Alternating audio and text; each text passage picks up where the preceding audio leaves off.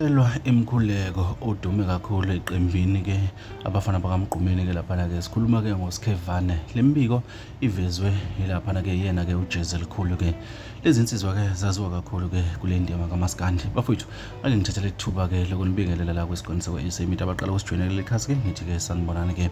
Kucelwa Imkhuleko ngenxa yesimo sempilo ke kuhlabeka iqhawe ke lapha ke uSkhevane ke insizwa ke yaziwa kakhulu ke lapha ke emasilukweni ke lapha ke ngaphansi ke kuyiqembu ke ofisha abakhulu ke lembiko uvezwe yena ke uJezel Khulu ke lapha ke wathi ke selokhu wangena ke esibhedlela ke last week ke Wednesday ke lapha ke uthi ke wayayitshena ukuthi ke into encane le kodwa ke uyabona ukuthi namanje ke kuhamba izinsuku ke akabuyi ke umfowabo uselokhu axinwe ukugula njalo ubeke secela imkhuleko ke ebantwini ke lapha ke ngalensizwa ke yakubo ke lapha ke ekulona ke iqembu ke abafana bakaMgqumeni esokuyiqembu manje ke ofishi ke abakhulu lezi insizwa ke siyazazi kakhulu ke amagalelo ke azo ke endimeni kaMaskandi ke njengoba ke zabamba ke umsebenzi ke wakhe ke uMgqumeni ke lapha ke zayibiza ke ngabafana bakaMgqumeni ke zaqhubeka ke zenza amanye